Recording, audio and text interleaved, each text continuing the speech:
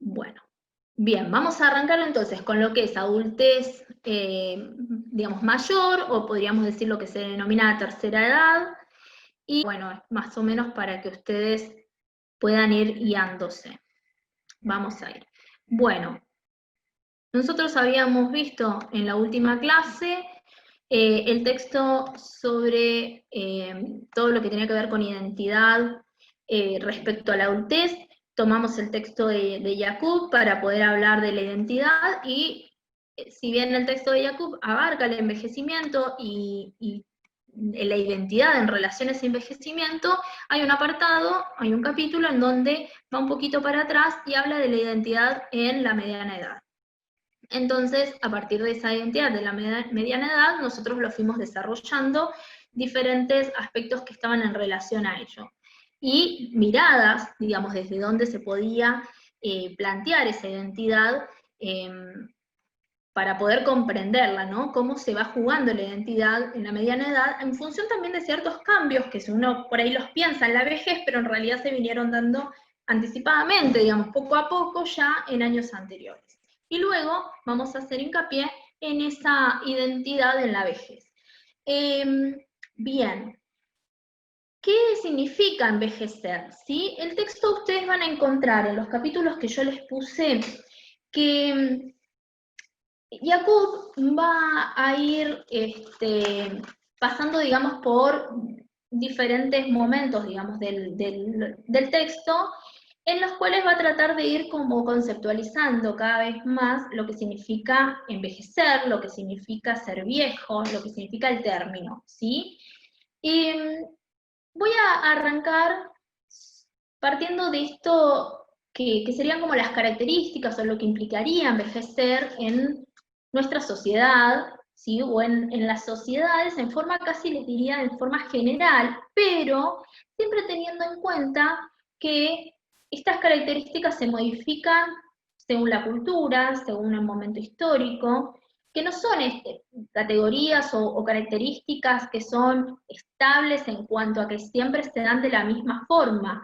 Ahora bien, sí hay una generalidad, que podríamos decir que estas ideas de forma general se van viendo en diferentes culturas, y justamente lo que va variando y va cambiando tiene que ver con lo que culturalmente va construyendo, podríamos decir, en función de lo que él había dicho en la, digamos, mediana edad, digamos, en esta etapa de adultez media, en las narrativas que uno va armando en función de su momento histórico, su momento social, su momento también político, y obviamente la cultura de cada sociedad.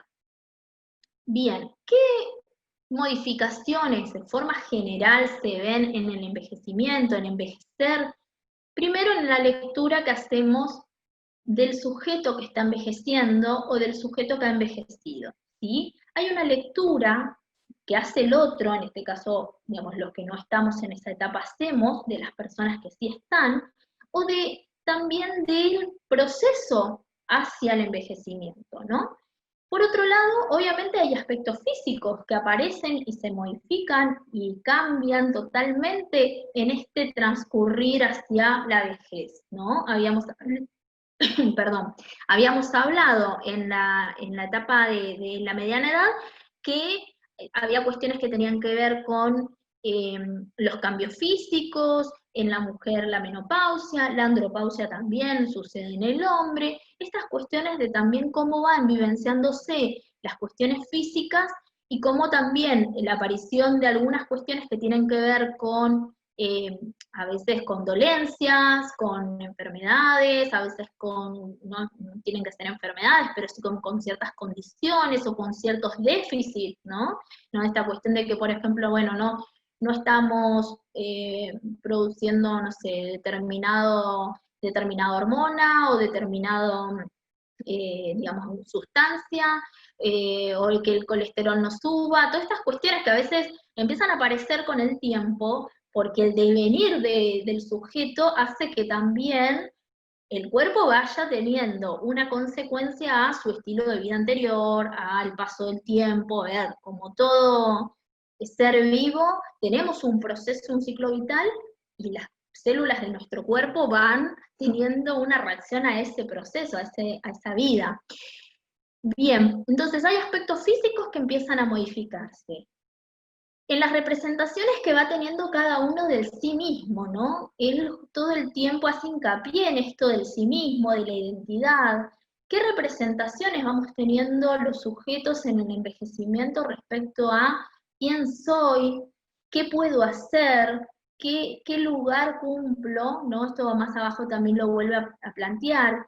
¿Qué significa también en esto del sí mismo ser viejo? ¿No? A veces yo escucho, que a veces también me sale, ¿no? Naturalmente, porque a veces naturalizamos formas de dirigirnos y de representar a los otros, diciendo a las personas de la tercera edad o a los adultos mayores, abuelos, abuelo, abuela, y entonces uno posiciona al otro desde un lugar, un rol, una función que quizás pueda no tenerla porque quizás no es abuelo, quizás, digamos, esto que también la otra vez me lo hacían ver, ¿no? En una charla, esto de que uno no sabe lo que le representa esa palabra al otro. Entonces en eso también de generalizar y naturalizar cierta forma de nombrar al otro, vamos también modificando también esas representaciones que tiene de sí mismo, ¿no? Era, no sé, era Juan toda su vida, pero de golpe parece ser que con la edad pasó a ser abuelo.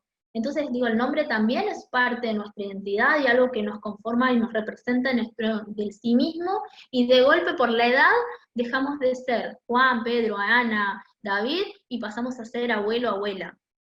Y no porque tengamos nietos, ¿se entiende? Sino simplemente por el hecho de ser una persona mayor con ciertas características físicas quizás que la representen desde ese lugar. En la relación que tiene el sujeto respecto al tiempo vivido, ¿no?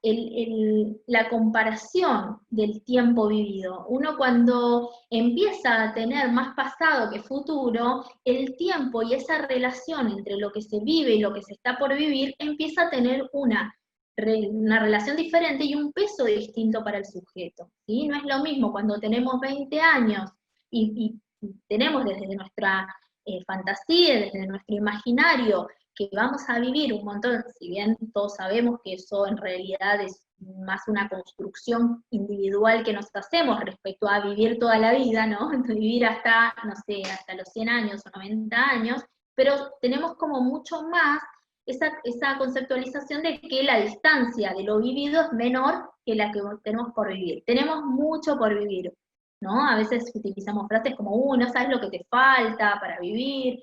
Tenemos esa cuestión de que los jóvenes hay una mirada mucho más distante de la muerte y de la vejez que el que tiene 50 años, 60, 70, 80 ni hablar.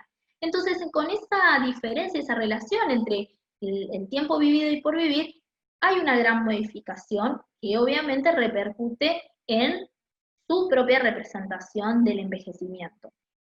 En la relación que tiene el sujeto entre los, digamos, entre la relación entre lo que tiene el sujeto y lo que tiene que hacer frente, digamos, como ideales socialmente valorados, ¿no? ¿Y esto por qué lo plantea? Porque hay ciertos ideales o ciertos valores, podríamos decirlo así, que socialmente, culturalmente están muy valorados y a veces están asociados a una etapa. Por ejemplo, lo que tiene que ver con el trabajo, lo que tiene que ver con la conformación familiar. Entonces, hay una representación de que eso corresponde a cierta etapa de la vida. ¿Sí? Y la vejez no estaría dentro de esa concepción.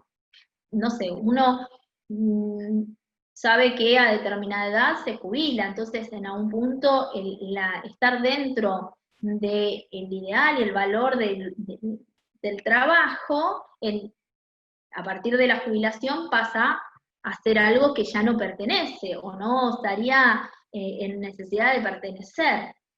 Lo mismo con lo que respecta a la conformación familiar. Si bien no hay nada que determine que hay edades para casarse, tener hijos, y eso fue algo que se fue construyendo, que a veces están basados en datos científicos o médicos, pero obviamente que hay una cuestión cultural que hace que uno vaya determinando ciertas acciones o ciertas características de lo que tiene que ver con el ideal social para determinadas edades y para otras no. ¿Sí? Entonces, en ese sentido, la relación que tiene el sujeto frente a eso que la sociedad dice que es importante, en el envejecimiento muchas veces lo ubican en un lugar de estar por fuera de esos valores que dentro.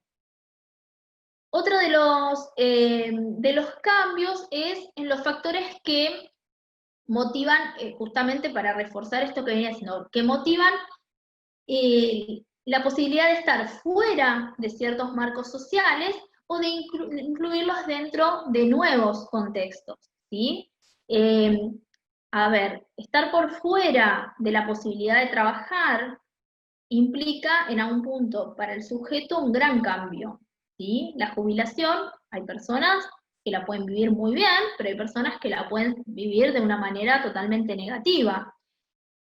Y esa sensación de estar fuera, ¿no? De no poder estar inserto dentro de ciertos ámbitos sociales, de ciertos valores, repercute también en el concepto de envejecer y que además también la sociedad contribuye, ¿sí?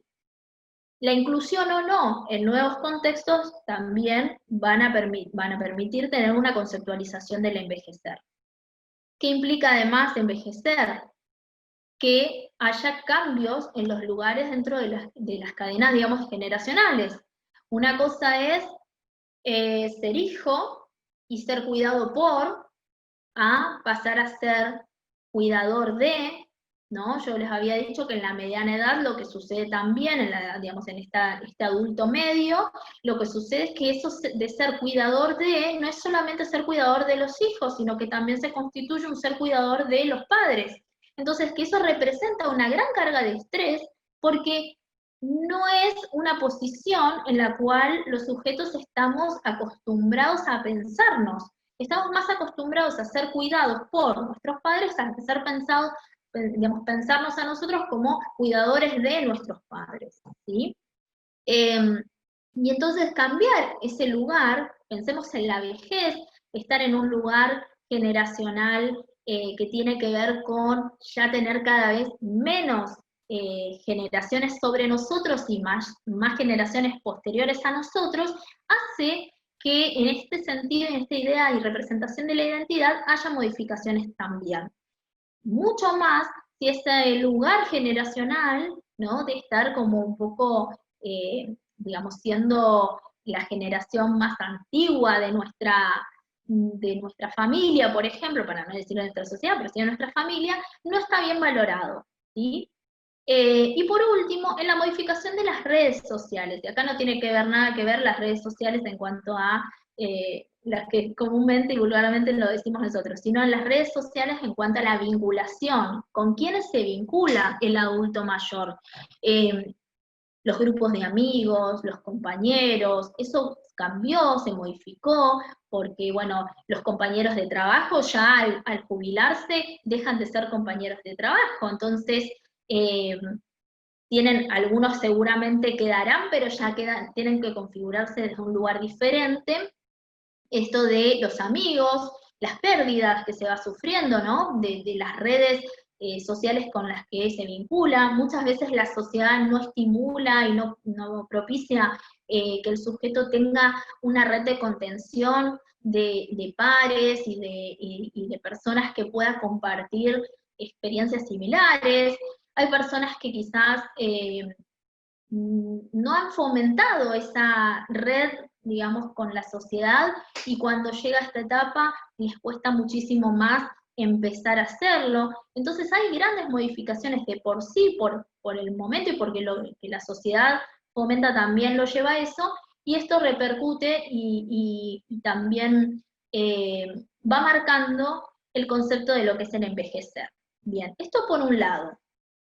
Por el otro, ustedes en el texto van a ir viendo cómo Jacob va haciendo un poco una etimología, o sea, un análisis etimológico de la palabra viejo, de la palabra anciano, de la palabra senil, y para no entrar, digamos, tampoco en un detalle muy exhaustivo, me parece interesante focalizar en la comparación, ¿no? Él dice, a ver, va marcando cómo el término vejez, eh, partiendo del latín vetulus, él dice, bueno, va teniendo transformaciones y va empezando a tener un significado cada vez más asociado a lo negativo, a, digamos, la vejez como algo totalmente eh, denigrante, como algo que está asociado a lo que ya no sirve, digamos, hay un momento en el que él plantea que de esa palabra se derivan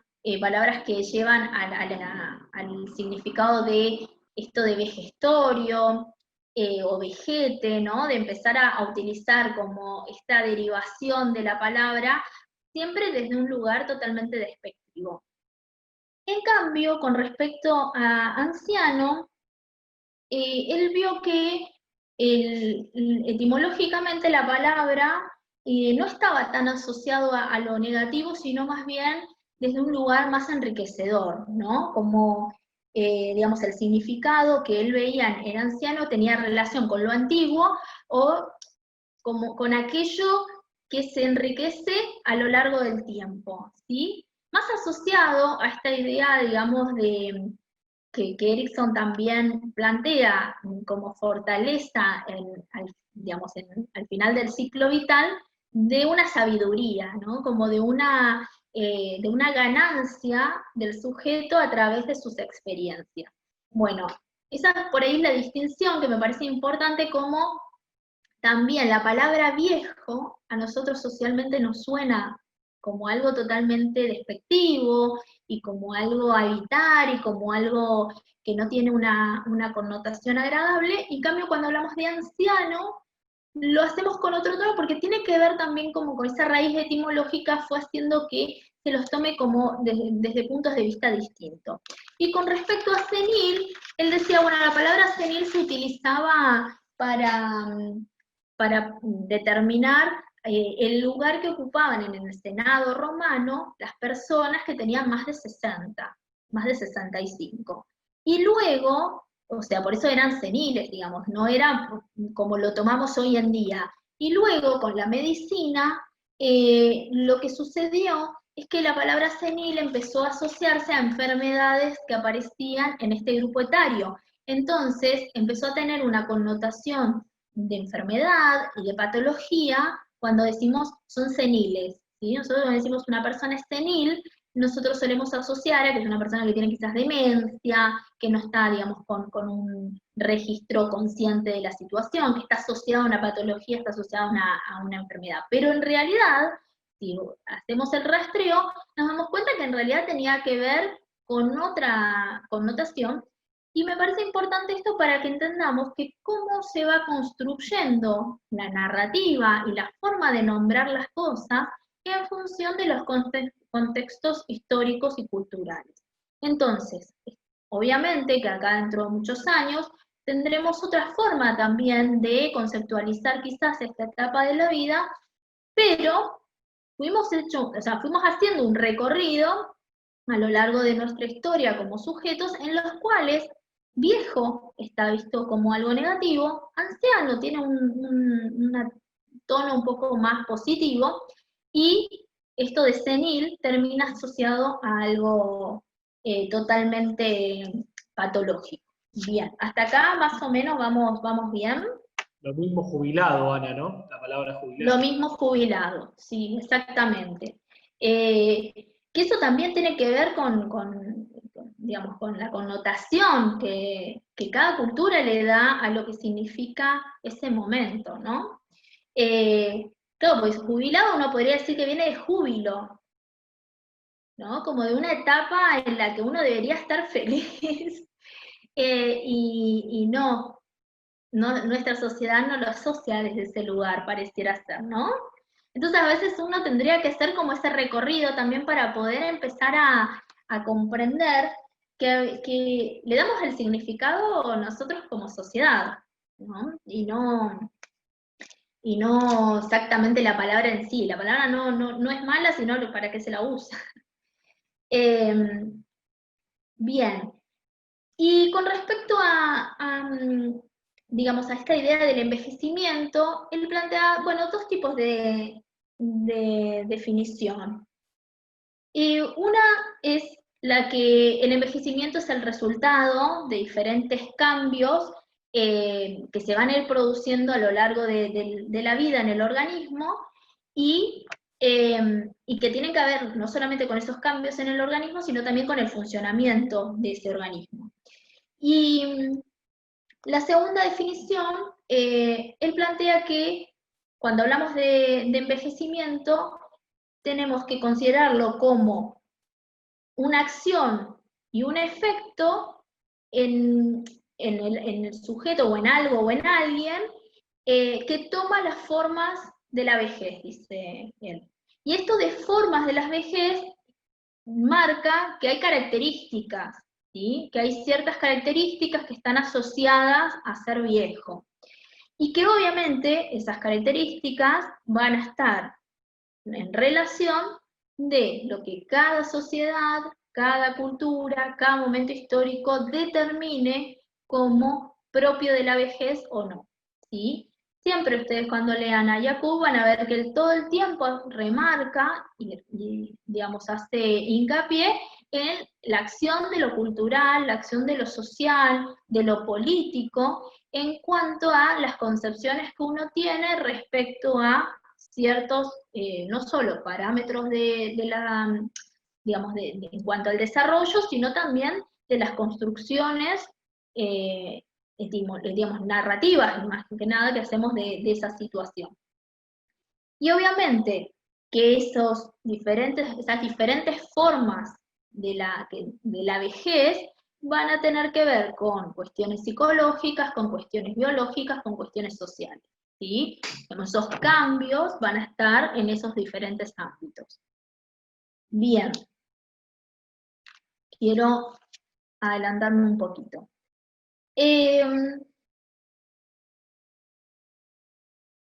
Voy a plantearles un concepto que en realidad lo voy a relacionar un poquito con otro autor que es Alvareza, ¿sí? Cuando hablamos de vejez, lo que encontramos también desde este texto, ustedes quizás no tienen el capítulo puntual en donde va a estar este término, pero lo voy a tomar porque lo tienen en Salvareza, lo van a poder explicar desde Salvareza, pero quiero que se entienda. Hay un término muy asociado al término de vejez que justamente engloba los aspectos más negativos de ese concepto de vejez, y es el concepto de viejismo. El concepto de viejismo lo nombra Jakub, lo va a hablar también Salvareza, ustedes lo tienen desde ese autor. Es un concepto que en realidad no es de Salvareza tampoco, Salvareza lo toma, es de Butler, pero eh, lo que permitía ese concepto era poder explicar lo que tenía que ver con un conjunto de estereotipos, de prejuicios, de estigmatizaciones relacionadas a, digamos, a la edad de los sujetos en la vejez, podríamos decir así, en la tercera edad, y que englobaba, digamos, más todos estos estereotipos y estos prejuicios que lo que realmente tenía como característica este momento, ¿sí? Cuando nosotros hablamos de viejismo para diferenciarlo de vejez, es en realidad una palabra que engloba toda esa construcción asociada, digamos, a lo que significa ser viejo, pero que está cargado de, vuelvo a decir, de estigmatizaciones, de prejuicios,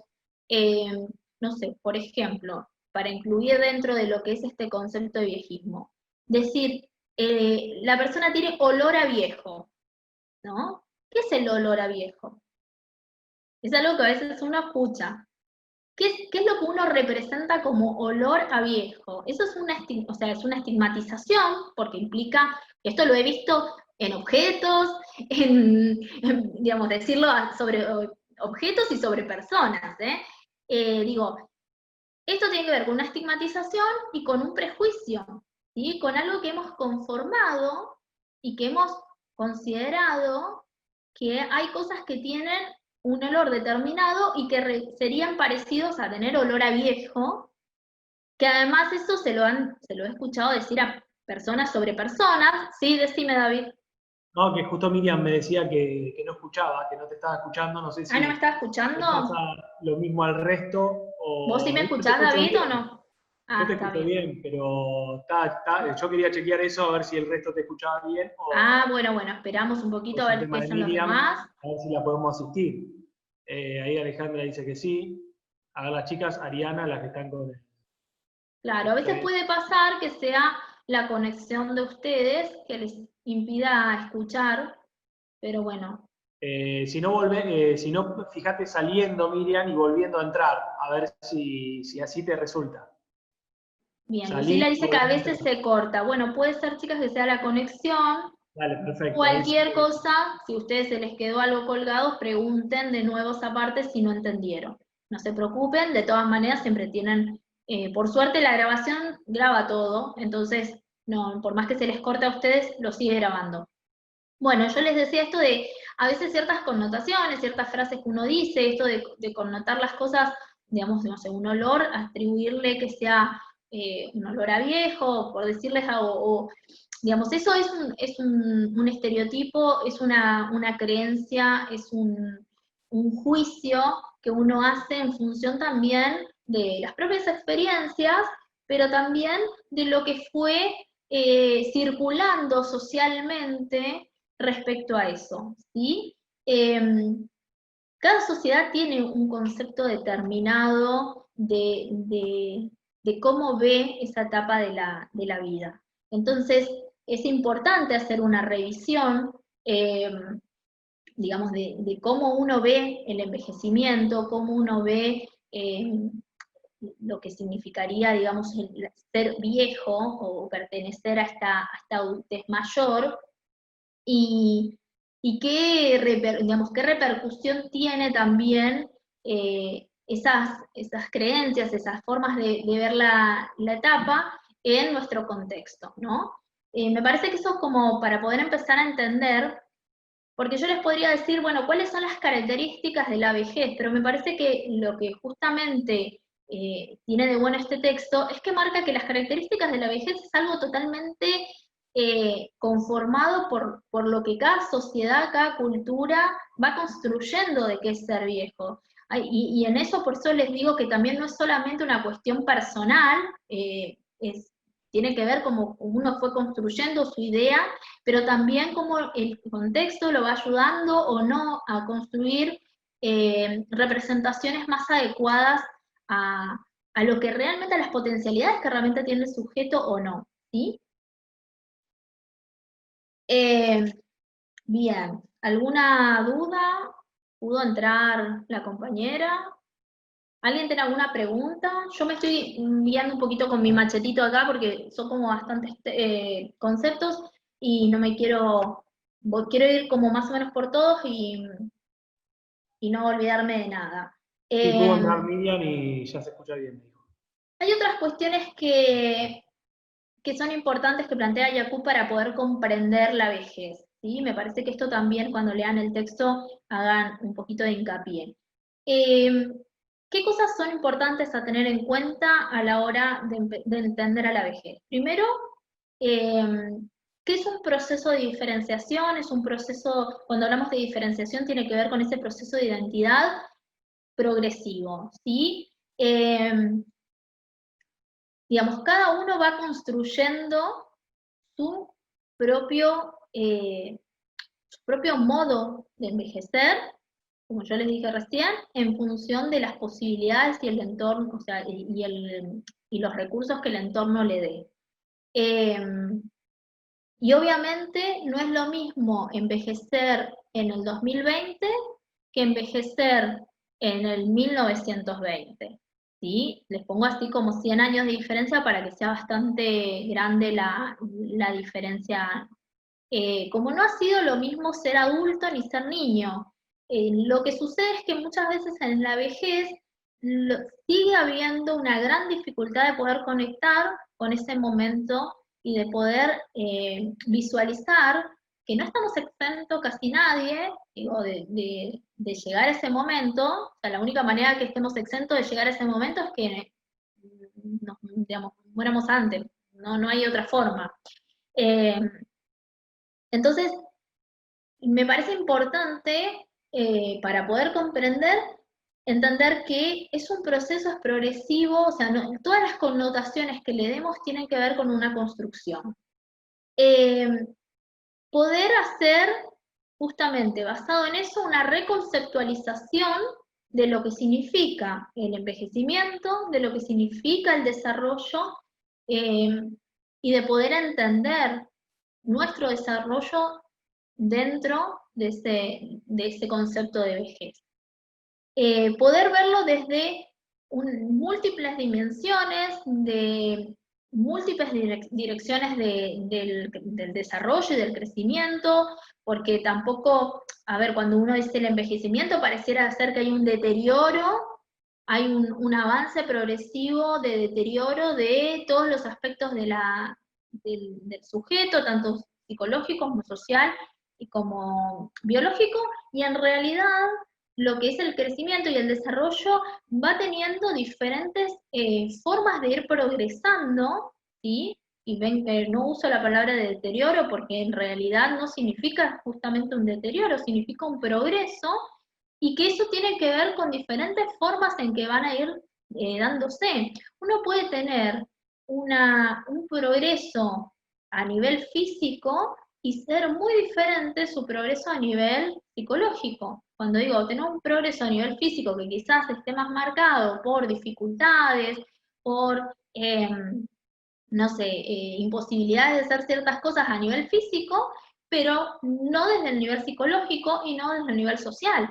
El sujeto sentirse totalmente con mucha más capacidad, con ganas de hacer cosas, con metas, con búsqueda de encontrar nuevos contextos para poder vincularse, de armar redes sociales nuevas, o sea, y eso por ahí está acompañado de una persona que quizás físicamente sí vio un deterioro, o vio una dificultad, o vio que desde lo físico no está siendo quizás, eh, digamos, el progreso del todo positivo, podríamos decirlo así.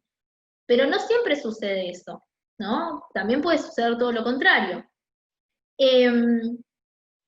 Bueno, obviamente que otra de las cosas, lo que le vengo diciendo, es un proceso dinámico y es un proceso contextual. No podemos no mirar el envejecimiento desde ese lugar.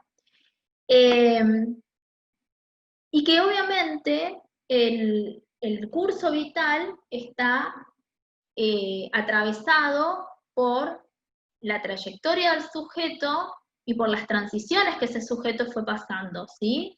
A lo largo de su vida fue atravesando diferentes cosas. Erickson diría, fue atravesando diferentes crisis, fue transitando y viviendo experiencias distintas y fue armando una trayectoria de vida diferente. Bueno, el envejecimiento tiene y está relacionado con eso también, con qué trayectoria nosotros vamos haciendo de nuestra propia vida.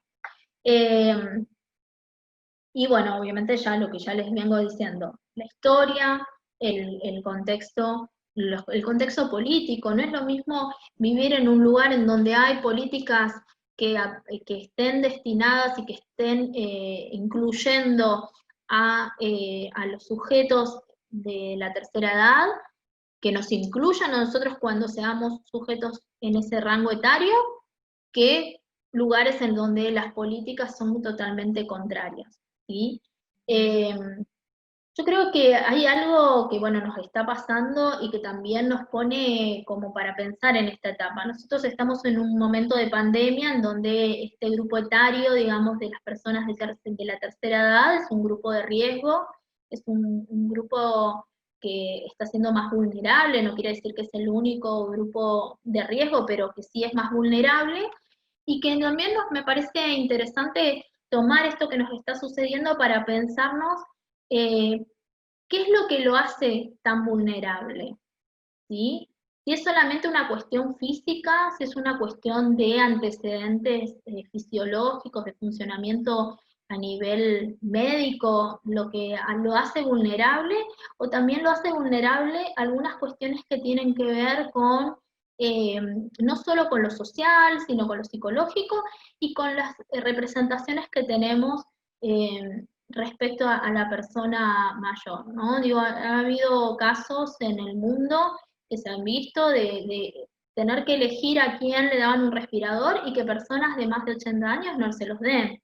Digo, eso también tiene que ver con qué representación tenemos de la vejez respecto a, digamos, en ciertos momentos o ante ciertas circunstancias. Uno puede, a ver, digo, entender sin justificar. Digo, yo puedo entender fríamente, sin poder posicionarme desde el lugar humanitario, que lo hacen porque, bueno, hay más probabilidades para alguien que tiene menos edad que una persona de 80, pero es una persona.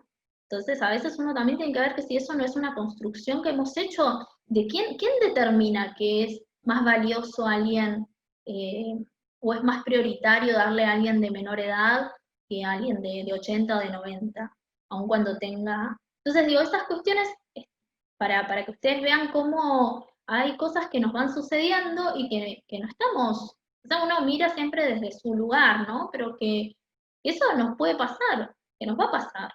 Si no hacemos algún tipo de nueva reconceptualización de qué significa la vejez, de cómo queremos nosotros que sea considerada la misma dentro de unos años, a todos los que somos hoy de determinada edad y que nos creemos que nos falta un montón, no va a ser tan así porque los cambios sociales tardan mucho. Y uno cree que, bueno, a mí me falta, no sé, por decir, me falta 40 años para llegar a ser vieja, bueno, pero 40 años en un cambio social a veces es poco tiempo, a veces hay ciertas representaciones sociales que tardan muchísimos más años en cambiar, otras son mucho más rápidas, pero digo, si no lo pensamos, si no empezamos a debatirlo, si no empezamos a pensarnos cómo queremos que también sean vistas, eh, a ver, sea vista esa edad, esa etapa por las generaciones más jóvenes, posiblemente nos lleve más de 40 años poder hacer alguna modificación. Digo 40 porque, bueno, yo tengo 36 años y dentro de 40 voy a tener 76 y estaré considerándome dentro de esa etapa, si llego, ¿no? Pero digo, a ver, ahí muchos de ustedes son mucho más jóvenes y quizás lo ven esto mucho más lejos que lo que puedo verlo yo. Pero bueno, la realidad es que hay los movimientos sociales, o sea, y los cambios en cuanto a la concepción de ciertas representaciones sociales llevan mucho más tiempo. Eh, bien, una compañera decía que las políticas los hacen vulnerables, entre otras cosas, ¿sí? No solo las políticas, porque las políticas tienen que ver, son el resultado también de lo que representa una cultura en ese momento, ¿sí? O sea, las políticas también están no cualquiera llega a un lugar digamos, de poder manejar las políticas respecto a estas cuestiones, ¿no? Las políticas públicas. Eh, pero sin irnos, porque si no a veces parece ser que tiene que ver con, bueno, las políticas, y parece que está por... Las políticas las hacemos nosotras, no nosotros, o sea, lo hacemos cuando vamos eligiendo también qué mirada queremos sobre un mundo futuro, qué parámetro queremos para, digamos, para nosotros y para las generaciones que vienen. David, ¿me querías decir algo? Ah, no, está bien. Bueno, sin entrar en cuestión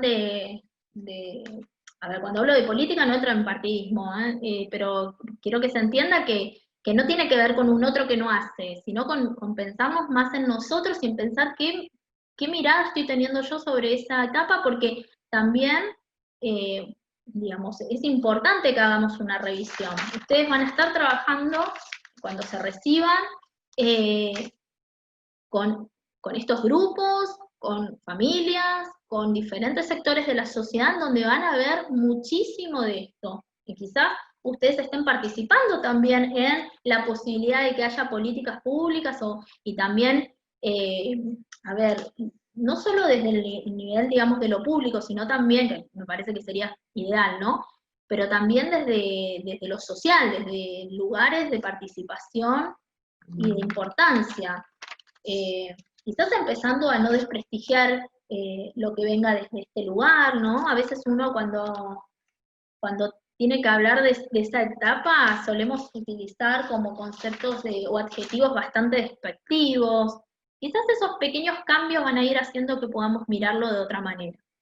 Bueno, ¿qué más les puedo decir de este autor? Porque ustedes van a tener en el capítulo 2, si no me equivoco, tienen lo que tiene que ver con las diferentes teorías que, que van a abordar, digamos, la manera de entender la identidad en la vejez. Para que se entienda, a ver, estas teorías lo que plantean es un poco, bueno, qué mirada tienen respecto al sujeto en esa etapa. Hay teorías más criticadas, otras un poco menos, hay teorías que tienen una mirada mucho más desde lo contextual, mucho más positivas, ¿sí? Lo importante es que ustedes puedan tener un pantallazo de las diferentes miradas que tienen que ver con también los momentos, digamos, en los que se desarrollaron, pero que en general hoy en día, Jacob lo pone como que en general es lo que circula, ¿no? Las miradas que se tienen. Una de las teorías, les voy a ir nombrando algunas, una de las teorías es la teoría de la actividad. Esta teoría lo que parte es que, digamos, el sujeto, o sea, como central, parten de la idea de que el sujeto tiene que estar en actividad y estar ocupado, ¿sí? Ustedes cuando vean Salvareza van a ver que un poco tiene esta mirada, ¿no? Esta mirada de la funcionalidad, de la idea de que el sujeto se sienta ocupado, se sienta que está activo. Nosotros, si lo pensamos desde el desarrollo, decimos, bueno, es un sujeto que viene atravesando una adultez en donde se ve mucho más activo. ¿Por qué? Porque laboralmente está activo, porque familiarmente está ocupando ese lugar de ser quien cuida, quien provee, quien está, digamos, sosteniendo la vida familiar, y en una vejez empieza a ser relegado ese lugar de activo, principalmente desde lo laboral pasa a estar inactivo por medio de la jubilación. Y que esta idea de la teoría de la actividad parte de dos hipótesis que creen que los sujetos que tienen, digamos, vidas más activas, con mayores proyectos, con mayores ocupaciones, tienden a estar mucho más satisfechos, a sentirse mucho mejor y a estar mucho más adaptados a los cambios del entorno, ¿sí? Esa es una de las hipótesis que tienen. Y, por otro lado, creen que las personas, otra de las hipótesis que maneja esta teoría de la actividad, que las personas tienden a ir readaptándose y cambiando sus roles para poder mantener un lugar en la sociedad, ¿sí? Para poder estar sintiéndose alguien activo, alguien útil, entonces tienen esa capacidad de modificar sus roles, sus lugares, para poder readaptarse a los momentos del contexto, ¿sí? Yo traté de resumir lo más que pude lo principal de esos temas, que va a ser eje en tres tipos de actividad en las cuales el sujeto estaría permitiendo, digamos, estas actividades permitiendo que el sujeto se sienta mucho más satisfecho, mucho más adaptado a la sociedad. Una son las actividades informales. Las actividades informales tienen que ver con las que se realizan con los amigos, con los vecinos, que tienen que ver con participar con un pequeño grupo, pero sin, digamos, como una formalidad en cuanto a no es una estructura de no participan en una ONG o no son voluntarios. En cambio, las actividades formales es, por ejemplo, estar dentro de, no sé, de un grupo de centro de jubilados, de voluntarios, de estar haciendo una actividad puntualmente en la sociedad, puntualmente ya más organizada y que además, obviamente, que sea satisfactoria y que tenga un valor en lo social, ¿no? Y por último, la actividad que dice esta teoría, que es la actividad en solitario, que es una actividad en la que el sujeto participa de forma informal, pero no lo hace dentro de un grupo, sino que lo hace por su propia cuenta.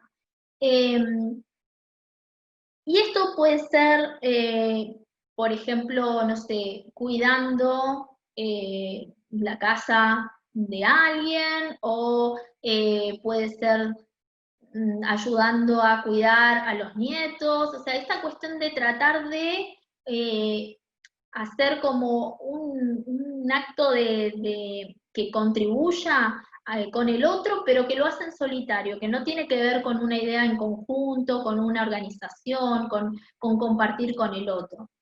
¿Cuáles de estas tres, los estudios de esta teoría plantearon que da mayor satisfacción?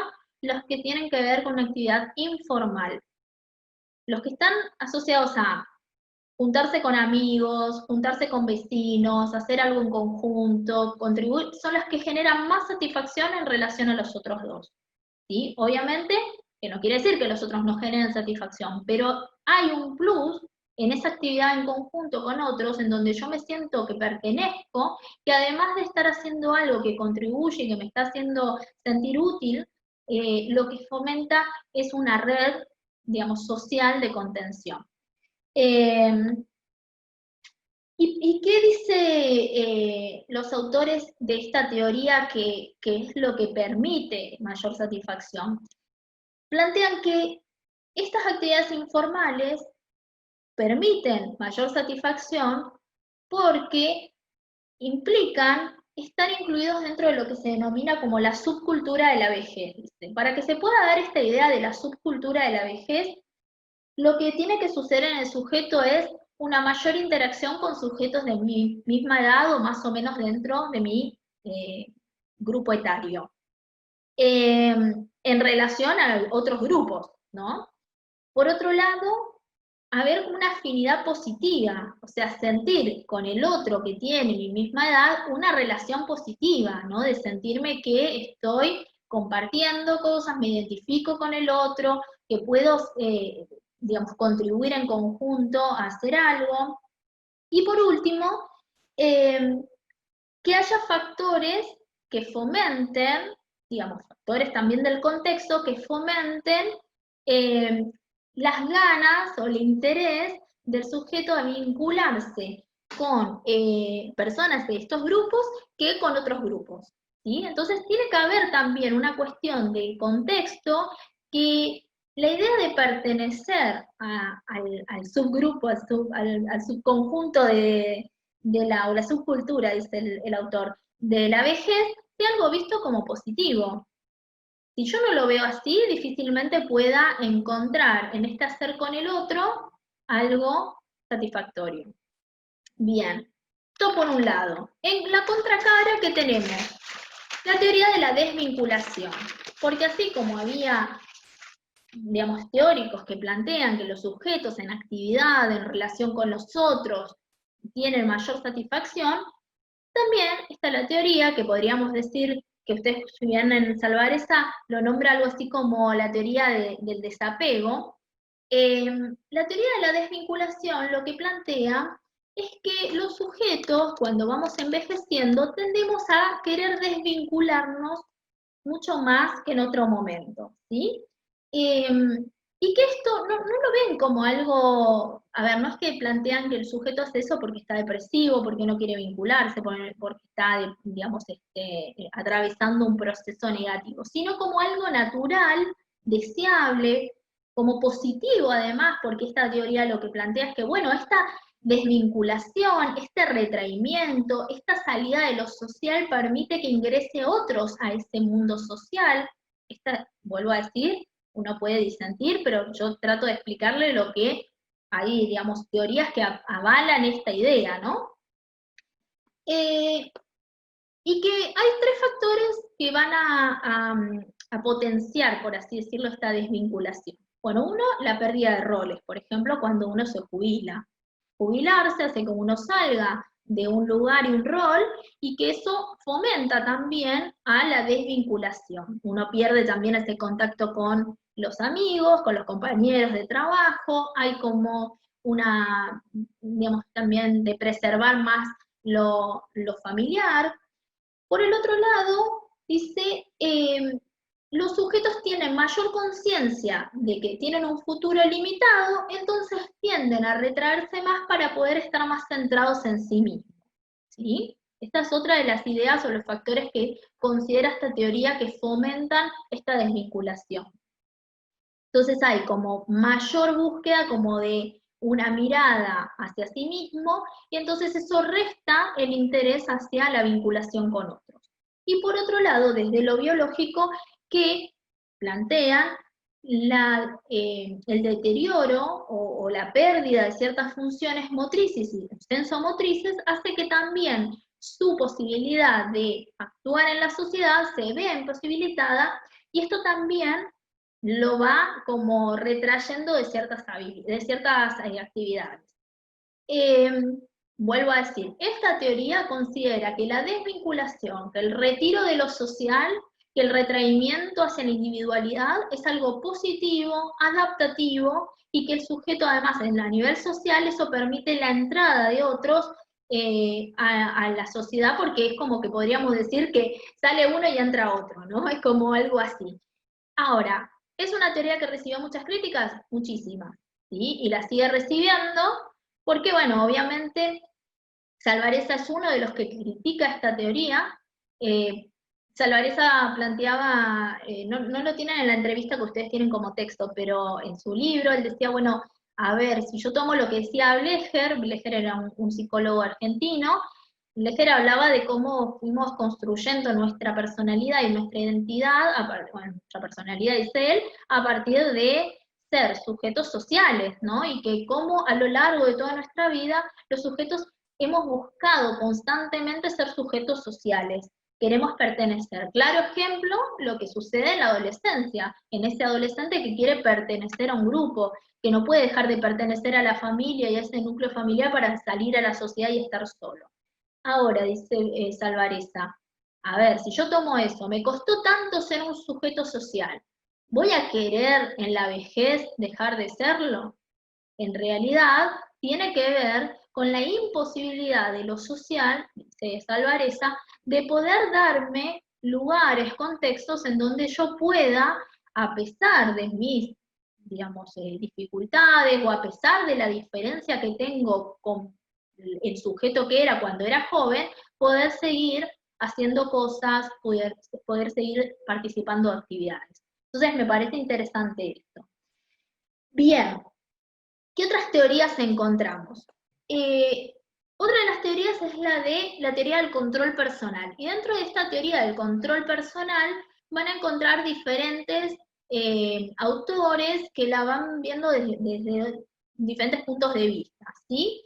Una de ellas es el sentido de acción y el control sobre los objetivos. Un poco es parecido a la teoría de la actividad, pero lo que focaliza esta teoría es en la capacidad del sujeto de poder ir adaptándose a los diferentes cambios que va teniendo desde el contexto y que también van teniendo en función o en comparación de sus propios cambios físicos, psicológicos.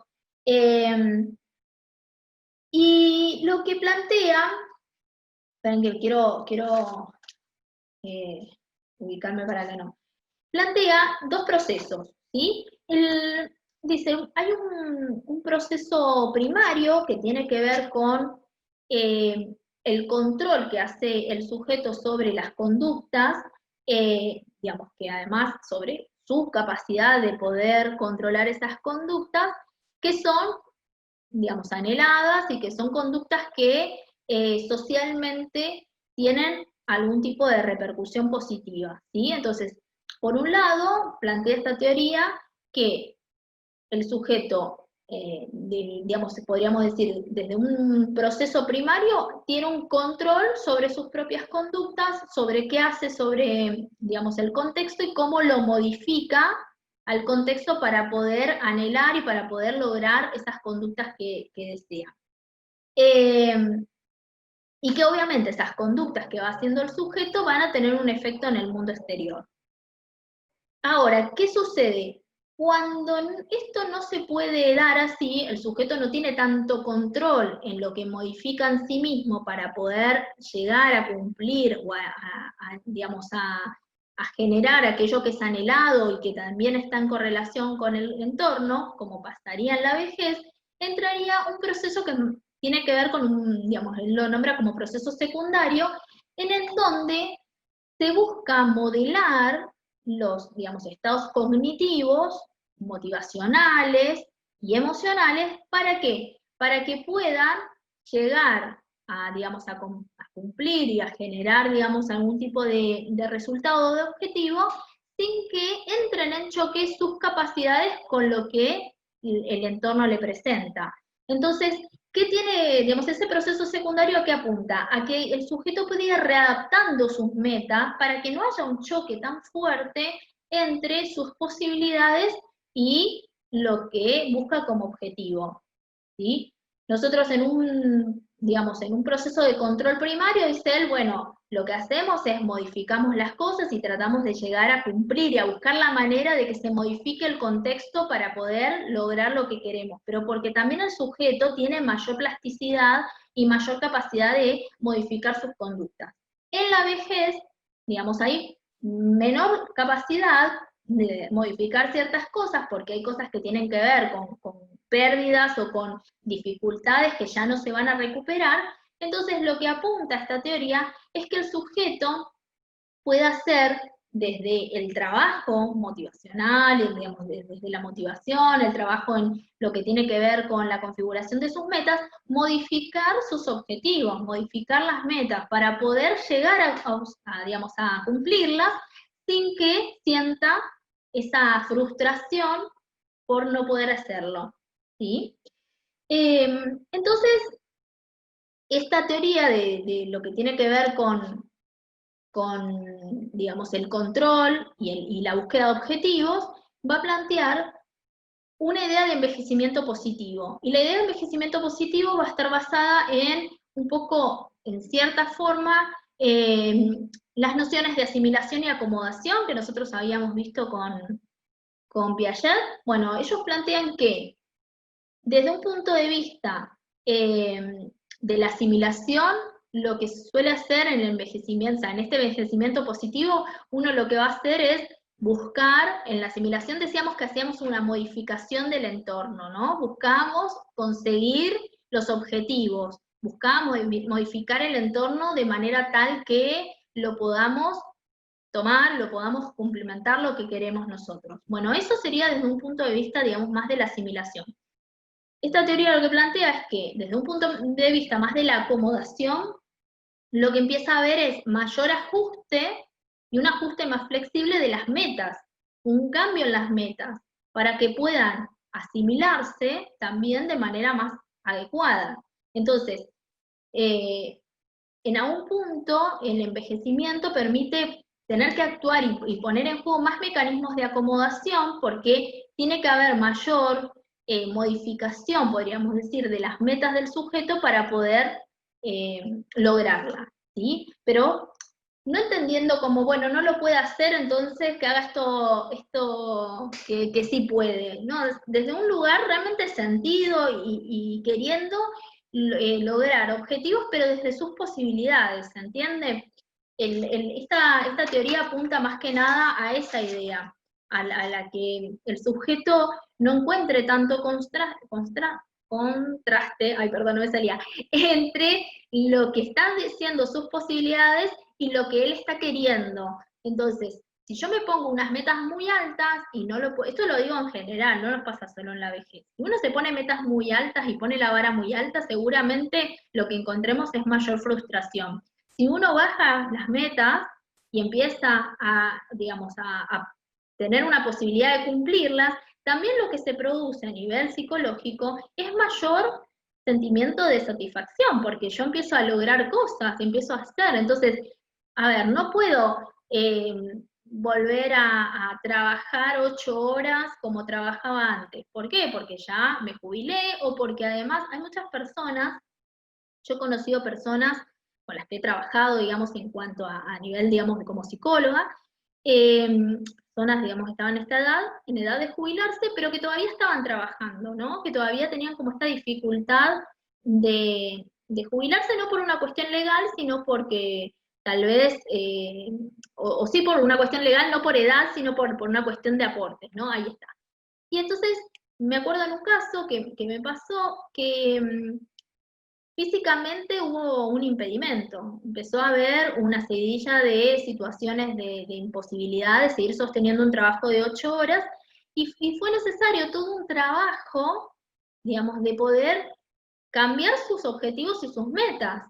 La meta ya no podía ser trabajar 8 horas como venía haciendo hace un montón de años, porque su cuerpo ya estaba teniendo otra respuesta ante esa carga, empezó a ser algo estresante para la persona, no empezó a ser un disfrute, empezó a ser algo que el cuerpo le empezó lo que uno dice, pasar factura, ¿no? Empezar a ya no poder sostener un trabajo con esa carga horaria. Bueno, quizás cambiar estas metas tiene que ver con buscar la posibilidad de no hacer un trabajo de tantas horas, de hacer menos horas, de encontrar otras cosas en las que sentirse útil y pensar en la posibilidad de una jubilación para poder, digamos, tener esa posibilidad de no trabajar más o no trabajar tantas horas. Entonces, a veces cambiar las metas implica también que el sujeto se pueda sentir mucho mejor y más útil que estar forzando su cuerpo, en este caso, a una situación que le terminaba no siendo placentera. Entonces, ¿entienden? Este es por ahí la teoría lo que busca, es que el sujeto pueda, y esto no solo desde lo personal, digamos, en cuanto a un trabajo con un profesional, sino también desde lo social, de poder generar la posibilidad de modificaciones de las metas o sea, o de los objetivos o de los intereses, para que puedan sentirse útiles, para que puedan, digamos, lograr estas actividades. Ejemplo claro tenemos en la facultad.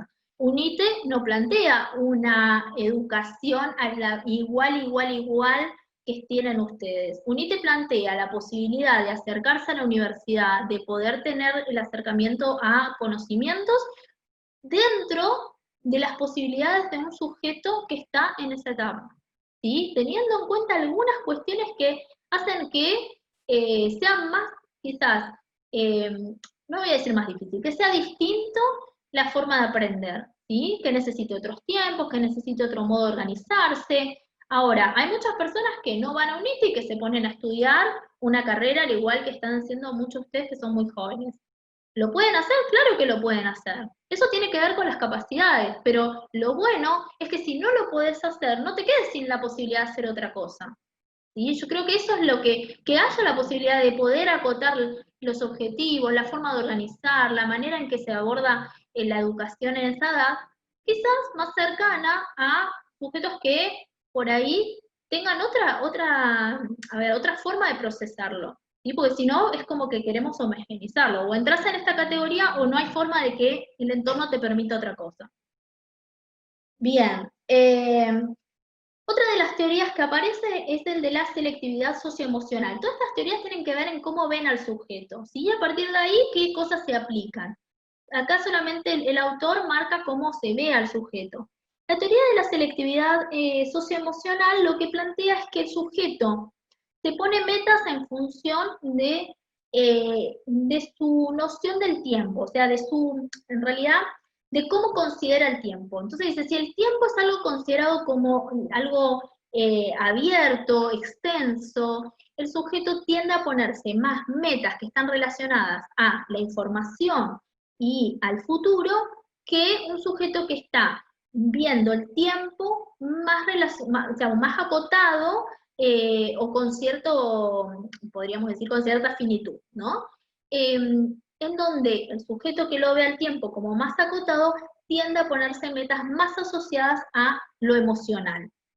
A ver, esto sin llevarlo a eh, digamos, a la tercera edad, pero muchas veces personas que están atravesando un proceso de enfermedad en donde quizás la noción de tiempo pasa a tener otra connotación, tienden a tener, es verdad, una mirada mucho más centrada en lo emocional que quizás en lo que tiene que ver con metas o actividades que tienen relación con aprender, con, digamos, producir o con esta idea de futuro, ¿no? De prolongarse. ¿Esto es de forma general? No, para nada. Por eso es que les decía recién, no todas las personas de la tercera edad digamos, se anotan en un curso corto y de poco tiempo porque dicen, bueno, tengo poco tiempo de vida. Hay muchas personas de 80 años que se han recibido de, no sé, de cualquier profesión que lleva mínimo 5 años de estudio. Entonces, eso tiene que ver con, desde esta teoría, lo que plantea es, bueno, cómo visualizan y consideran el tiempo. Y eso es individual. O sea, no todas las personas que tienen más de 65 o 70 años visualizan el tiempo de la misma manera y le dan la misma representación. Bien, ¿alguna pregunta hasta acá? Bien, tenemos otra dentro de... No tengo ninguna pregunta, Ana. Bien, bien. Desde esta teoría, digamos, también de lo que tiene que ver con lo que tiene que ver con las metas y lo socioemocional, digamos, y de cómo yo interpreto ese tiempo, está incluida la idea de las teorías que hacen hincapié en la autoeficacia, ¿sí? ¿Y qué significa la autoeficacia? O sea, ¿qué representación tengo yo de mis recursos y de cómo yo los puedo aplicar para conseguir cosas? ¿Sí? Entonces, en función de cómo yo me siento, o sea, si yo me siento más eficaz o menos eficaz, es la meta o el objetivo que me voy a, o la actividad que voy a implementar, que voy a ubicar. Obviamente que esto va a tener diferentes formas de verlo, porque va a estar atravesado por el nivel, o sea, cuán eficaz yo me siento y cómo yo voy a estimar esa eficacia, si yo estimo que soy muy eficaz o no, la fuerza que tenga, o sea, eso además de ser autoeficaz es que yo haga algo y ese algo que yo haga consiga con éxito hacerlo. Ahora, eso está basado en la fortaleza o la fuerza que tenga yo para poder emprender eso, y eso necesita de la confianza. Yo antes de poder ser eficaz, necesito confiar en que voy a poder hacerlo. Entonces, también tiene que ver con eso. Y por último, esa variación que va teniendo la autoeficacia, que no siempre tiende a ser de forma general. Muchas veces uno puede sentirse autoeficaz o eficaz para ciertas actividades, para otras no, y en otras ocasiones el sujeto puede sentirse eficaz para todas las actividades, no importa el contexto, no importa la situación, ¿sí? Entonces, estas teorías que plantean cómo lo emocional repercute a la hora de la actividad y de cómo el sujeto vivencia su trayectoria, digamos, en la vida, o principalmente en estos años de la tercera edad, plantean justamente esto, desde la sensación de la autoeficacia, como qué recursos tengo yo para poder hacer frente a estas situaciones. Y en función de esos recursos, me pongo metas o no me pongo metas. Esto no pasa solamente en la vejez. Me parece importantísimo que esto lo entendamos, que es algo que se construye a lo largo de nuestra vida, ¿no? Y se construye quizás desde los primeros momentos de nuestra vida. ¿Cuánta confianza, vieron, se acuerdan que hablamos de la confianza desde Erickson? ¿Cuánta confianza pudimos tener en nosotros mismos para ser autónomos, para ponernos una iniciativa y para llevarla adelante? Digo, esto que fuimos viendo con Erickson es lo que dice este autor, o sea, o esta teoría en realidad, que hace hincapié en la importancia en los últimos años de nuestra vida, digamos, en lo que el último tramo de nuestra vida, de poder fomentar esa idea, de que seguimos siendo eficaces y que podemos seguir haciendo cosas y que las podemos hacer bien a pesar de que tenemos años, ¿no? Y que tenemos muchos años. Bien. A ver, y por último, a ver, no, me falta todavía algunas más. Y después están también, que esto acá, digamos, obviamente, no solamente tiene que ver con miradas en relación a la cuestión emocional, sino también a técnicas que se aplican, ¿no? Porque estas teorías muchas veces, algunas, tienen como técnicas para poder aplicar en esta etapa y poder manejar este momento de la vejez de otra manera. Y dentro de estas teorías de lo que tiene que ver con el manejo emocional, están las estrategias de afrontamiento del envejecimiento, que están, digamos, un poco, las teorías van siendo como medias parecidas, porque en realidad todas están apuntando hacia el reforzamiento de lo emocional y el control de que haga sobre eso el sujeto, pero estas estrategias de afrontamiento lo que son, digamos, es una, podríamos decir, una perspectiva dentro de una teoría que está focalizado en el manejo que hace el enfoque cognitivo del estrés, ¿sí? Entonces, basándose en esa idea de cómo podemos afrontar situaciones que son totalmente disruptivas y estresantes, a partir de ello lo aplican también en esta etapa en donde claramente la situación de cambios que se van sucediendo en el contexto y en el propio sujeto generan una situación también de estrés. Entonces, desde este lugar, el afrontamiento plantea cuántos esfuerzos, digamos, tiene que hacer a nivel cognitivo, afectivo, se tienen que hacer para poder generar las modificaciones necesarias tanto internamente en el sujeto como en su exterior. Entonces, esta teoría va a basarse justamente en esto, en fomentar, en generar modificaciones tanto cognitivas como afectivas para que el sujeto pueda ir afrontando esas situaciones por momentos modificando cuestiones internas y por momentos modificando cuestiones del ambiente. Ir manejando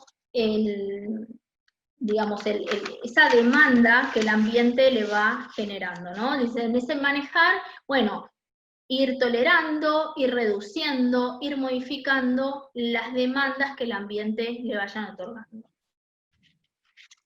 Bien, ¿hasta acá vamos bien o están un poco mareados? ¿Cómo van? Hacen así los chicos, no sé si es, hacen así, no sé si es porque ¿Están vamos bien o mareados o porque están estamos bien? mareados. Están mareados, me parece. Bueno, les voy son varias teorías, por eso es que esto es importante que lo lean, porque, a ver, si bien es interesante, es la mirada, y a ver, voy a hacer hincapié en esto, en que ustedes puedan tomar quizás una de estas teorías y poder pensar, ¿sí? Digamos, una manera de manejarse, de actuar, de algún ejemplo desde esa teoría. Entonces, o alguna manera de elaborar algún tipo de acción en la sociedad, o seguramente lo tome desde ese lado. Entonces, no van a tener que saber la teoría de memoria, no es la idea, pero sí la van a tener que entender. Entonces, vayan pensando y entendiendo alguna de ellas para ver, bueno, a ver qué podríamos pensar para la sociedad de poder fomentar alguna estrategia, o cómo veríamos, voy a ver cómo lo encaro la pregunta, porque no la hice todavía, pero alguna de estas teorías para poder explicar cómo vemos a la vejez. Pero la idea es poder que ustedes hagan algo propio, ¿no? Que puedan elaborar a partir de la teoría que más le haya gustado, de la que más le pareció que se pueda adecuar a nuestra sociedad. Y además eso va a ser muy personal, porque eso tiene que ver con lo que ustedes también traen desde su experiencia, desde el momento en el que están, desde las cosas que le van sucediendo, desde los conocimientos teóricos que tengan. O sea, no solamente uno elige una teoría porque le pareció más fácil o más difícil, no pasa por ahí. Y queda, bueno, por último, las dos que aparecen es las teorías que hacen, digamos, focalizan y hacen más hincapié en el sí mismo, que ahí van a estar muy focalizadas en el autoconcepto. Y estas no están muy distantes de las que hacen hincapié en la identidad, ¿no? En cómo uno va conformando esta idea de identidad. El sí mismo y la identidad, en cierta forma, están dentro de la misma, digamos, mismo significado. Y estas teorías del sí mismo plantean que, bueno, obviamente lo que hacen es hincapié en cómo el sujeto va adaptándose, digamos, a sostener, a pesar, digamos, de las diferentes situaciones que va vivenciando, una idea que centralice este concepto de qué es lo propio, ¿no? Y cómo puede ir organizando las experiencias de su vida a lo largo del tiempo en relación digamos, obviamente a lo que él cree y considera. Estas teorías, no solo, a ver, nosotros dijimos que había teorías que buscaban que se cambie un poco la meta para que el sujeto pueda lograr acceder a esa meta de una manera mucho más satisfactoria y eso fomente también su noción y su concepto del mismo. Bueno, estas tampoco, digamos, perdón, tampoco, también digo, hacen, digamos, hincapié en el cambio de las metas, pero lo que hacen también es poder entender cómo el contexto puede lograr también llegar a digamos, a ser de mediatización, ¿no? De poder fomentar que el sujeto se adapte a nuevas metas. Hace como un punto medio en donde no deja solamente el cambio en el sujeto, sino también que haya modificaciones en el contexto para que puedan generar metas digamos, y objetivos más adecuados para esta edad. Hace hincapié en cómo el contexto fue creando este concepto de qué es, digamos, el sí mismo en la vejez y cómo, digamos, ese concepto tiene que ver con un constructo totalmente social y con las estrategias, digamos, sociales que se van aplicando. Y que obviamente, asociado a eso, a la experiencia que tuvo cada uno, van a ir conformando. En síntesis, ¿qué diferencia tiene esto con los anteriores que buscaban cambiar la meta? Que hace o centraliza la mirada no solo en el sujeto, que cambie y que se genere la forma en que modifique sus objetivos, sino que también busca que haya políticas o miradas que apunten a que el contexto favorezca y cambie también los objetivos y las exigencias del entorno. Todas las otras estaban como muy destinadas a que sea el sujeto el que modifique, el que haga el ejercicio y esta apunta más a que haya una cuestión de entorno que fomente el autoconcepto y no que el sujeto sea solamente el que lo haga, como diferencia. Y por último, que un poco, creo que bueno, está por último, pero Jakub habló todo el tiempo esto de la identidad y digamos, de la identidad tanto en la adultez media como en la vejez, y por último queda la teoría que hace hincapié y centraliza en el proceso de la identidad. Y digamos, esta teoría lo que plantea es un poco parecida a la que habíamos visto, esto de cómo vamos modificando según la teoría piagetiana, según la asimilación o según la acomodación, cómo vamos haciendo esas modificaciones o modos de afrontar el entorno. Toma la teoría de Piaget, la plantea como eje para poder entender esto de cómo vamos asimilando y cómo vamos acomodando no solo el entorno, sino también, digamos, nuestras propias estructuras. Y lo que plantea es diferentes tipos de identidades que se hacen, digamos, que se van conformando. Tenemos dentro de esta teoría una identidad que está más asociada a la asimilación, en donde lo que, digamos, lo que hay mucho más es focalizar en la experiencia del sujeto, en la posibilidad de transformación del entorno, identidades que están, digamos, la identidad está más asociada a tratar de modificar ese entorno que no es tan placentero y que es más, podríamos decir, negativo. Después tenemos identidades que son más desde el lugar de la asimilación, es que cuando no se puede, digamos, cuando la modificación del entorno no es posible, lo que se busca es más una identidad, digamos, fomentar la identidad de modificar el sujeto, las condiciones para poder adaptarse e incluir la imposibilidad de la realidad. Y lo que podríamos decir que la identidad de balance, que es lo que en realidad estas teorías fomentan, es fomentar una identidad en la cual se pueda ir haciendo modificaciones tanto del entorno, de querer modificar el entorno para poder incluirlo y de poder adaptarse al mismo, pero también poder hacer ese cambio y tener esa flexibilidad de hacer las propias modificaciones cuando el entorno digamos, se encuentra en cierta forma difícil de modificar. Cuando digo el entorno es porque muchas veces por ahí tenemos dificultades en las cuales, a ver, una persona que ha tenido una pérdida de alguna capacidad física posiblemente tenga que hacer mayor, digamos, acomodación que una asimilación. Entonces, lo que apunta esta última, o lo que fomenta esta teoría desde la búsqueda de una identidad de balance, es que los sujetos puedan tener una sensación de sí mismo, una sensación de identidad, mantener esa sensación de, bueno, de algo que me es propio, y que, digamos, y que desde ese lugar que me es propio modifico ciertas cosas del entorno, pero que pueda modificar y tener la flexibilidad, digamos, flexibilidad de poder cambiar cosas de su personalidad, de su forma de actuar, de su forma de pensar, eh, cuando el entorno no sea el más favorable para poder ser modificado.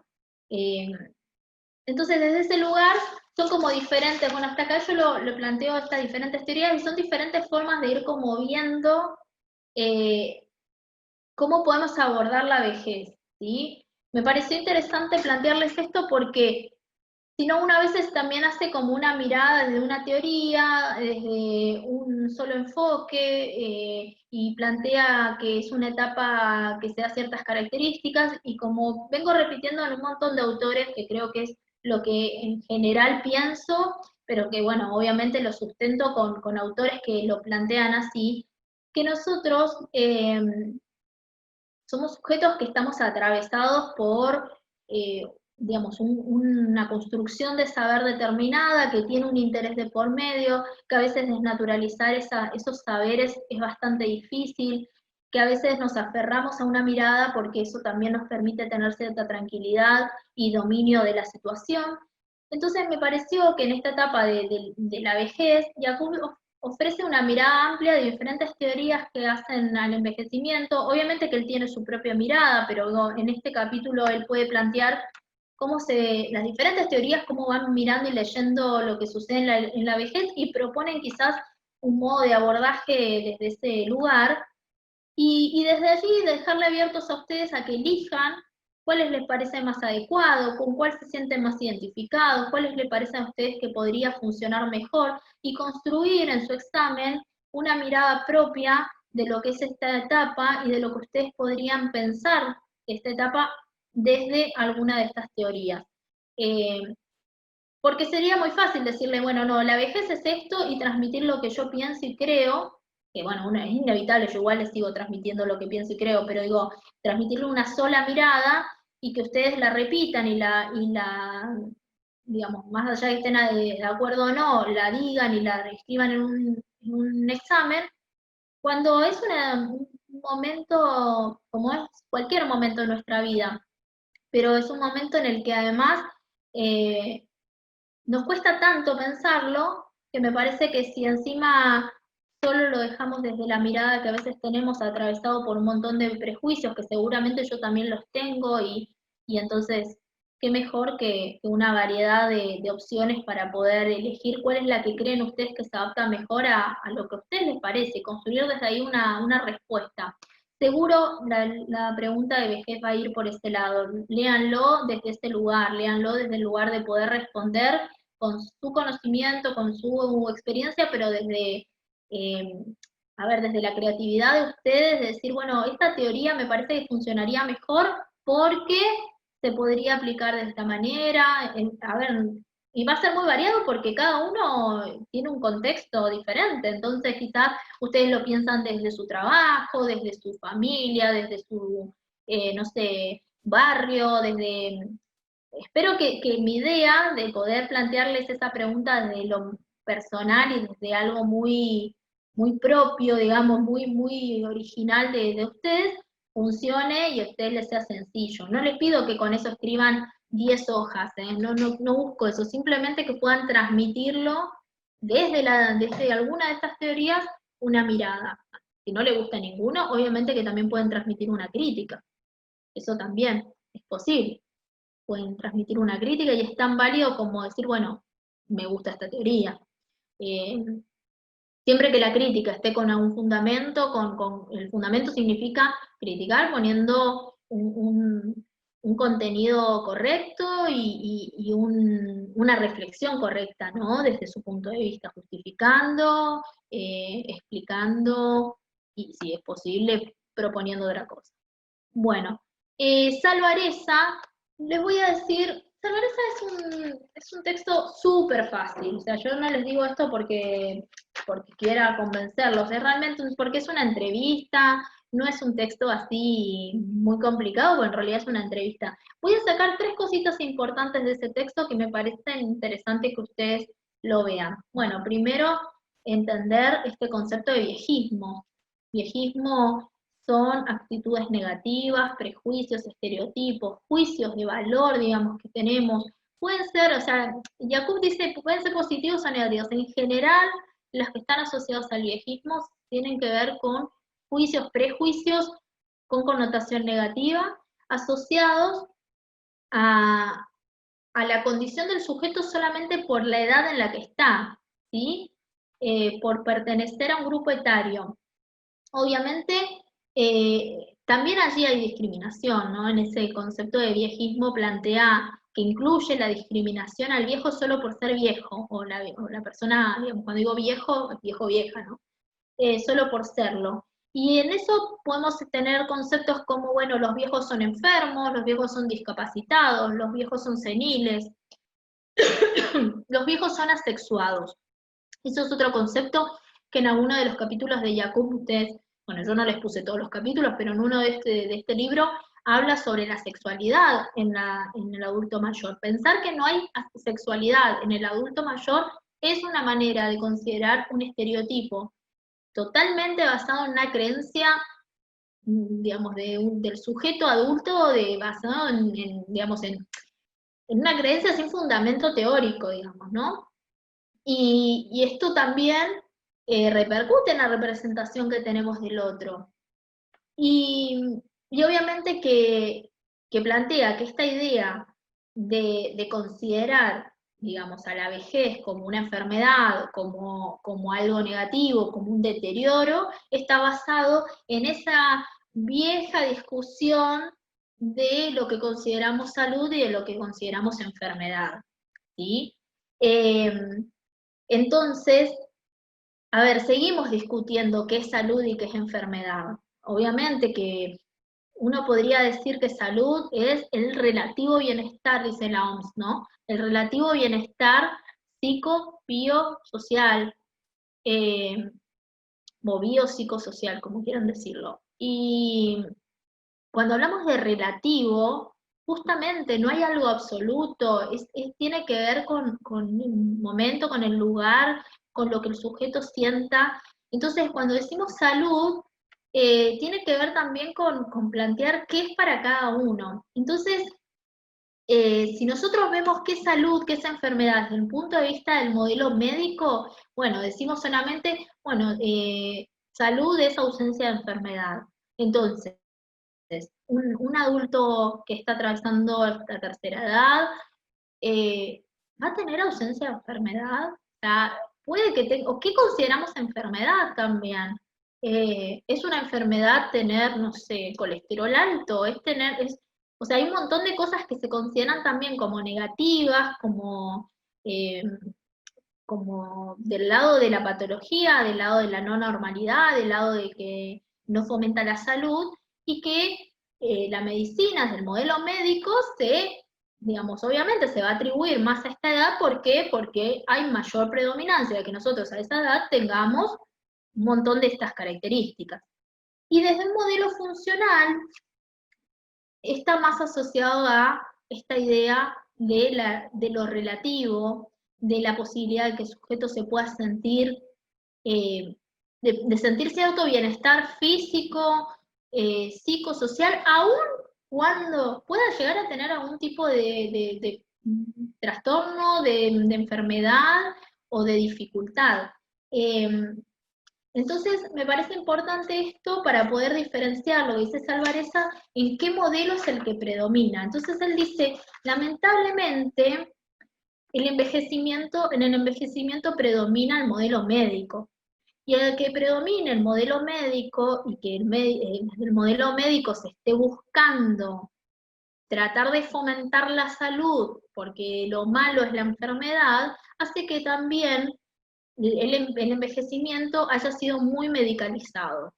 Y acá, desde digamos, esta idea de la medicalización de la vejez, como lo es la medicalización de la niñez también, como otra la contracara, ¿no? Pero desde la misma perspectiva, eh, lleva muchas veces a lo que él dice que se denomina una iatrogenia, ¿no? La posibilidad de que el accionar médico termine generando un daño en la salud, ¿no? Esto que buscamos, queriendo ayudar a la salud, termina generando un daño. ¿En qué sentido lo dice a esto de la iatrogenia Salvarezza?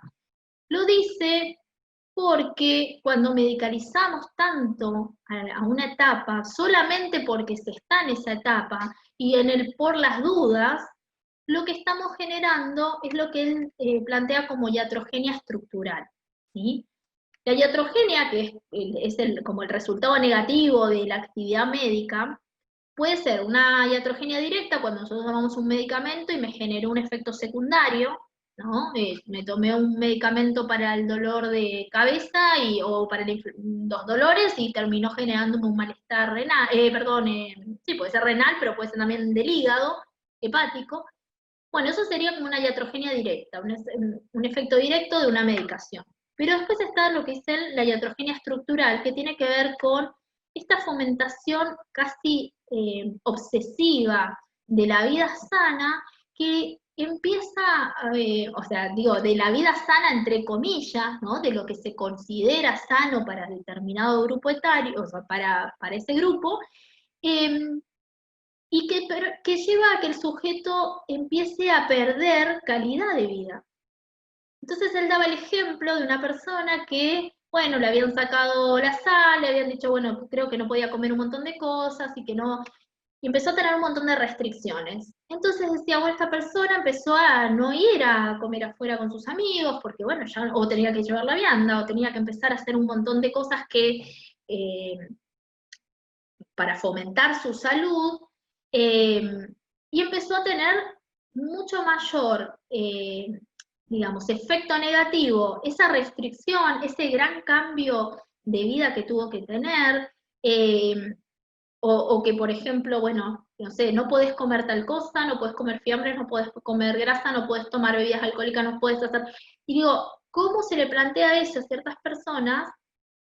Muchas veces, cuando es tan restrictivo, cuando es llevado a tal extremo, termina generando lo que se denomina iatrogenia funcional. El sujeto termina no pudiendo lograr una satisfacción, un bienestar en su entorno, porque empieza a tener demasiadas dificultades para poder participar de eventos sociales o de poder tener como la libertad de poder, no sé, salir y, no sé, tomarse una copita de vino y decir, no, me pasa que el médico, digo, hay situaciones y situaciones, no quiero que se lleve esto al extremo y diga, bueno, hay que dejar que, pero quiero que se entienda, hay que saber distinguir cuando la actividad médica está potenciando una salud de todos los ámbitos. No es solamente la salud física, sino también que ese sujeto pueda sentirse psico y socialmente funcional, que pueda sentirse que puede estar dentro de un grupo sintiéndose cómodo, que puede participar de los ambientes. Entonces también ir regulando y digamos, presentando, no pretendiendo, presentando al sujeto alternativas a poder llevar adelante ese bienestar o esas formas de lograr el bienestar físico dentro de un contexto también social y cultural determinado. Entonces es muy, muy difícil, mucho más cuando toda la vida hemos hecho hemos tenido ciertos comportamientos, cambiarlos a determinada edad es muy, muy difícil. En general la gente cambia cuando se encuentra ante una situación de mucho riesgo y se siente, digamos, mal o ha atravesado un momento muy crítico y ahí hace una modificación. Pero me parece importante también que haya como esa posibilidad de conectar con la persona que está en esta etapa para poder entender que a veces ciertos cambios en ciertos contextos son difíciles de llevar adelante al 100% sin que eso tenga un costo en lo social y un costo en lo psicológico, ¿no? Bien, y algo más de, bueno, no, esos conceptos, tanto qué modelos son los que predominan en la vejez y qué es la iatrogenia eh, eh, directa y estructural, y entender que la vejez, obviamente, que estamos en una sociedad en la que nadie quiere ser viejo, no queremos ninguno, no queremos crecer, buscamos y fomentamos que se mantenga una actitud de juventud, ¿no? Desde, a ver, desde las cremas para, y de todos los tipos de tratamientos para la piel y para vernos mejor y vernos más joven, hasta cirugías, digo, cirugías estéticas, ¿no? Eh, hasta la posibilidad también de, a ver, desde de qué lugar en cuanto a fomentar una mirada de la juventud en posibilidades sociales, en disponibilidad en trabajo a nivel laboral, o sea, hay un montón de cosas en las cuales se prioriza mucho más la juventud que la vejez o que el avance de la edad hacia otra etapa. Y porque, bueno, a ver, adultez es, pero es una adultez mayor. Y me parece interesante eso de pensar, ¿no? ¿Qué sociedad estamos? ¿Cómo podríamos hacer para modificarla? ¿Qué podríamos fomentar? ¿No? Y a ver qué surge.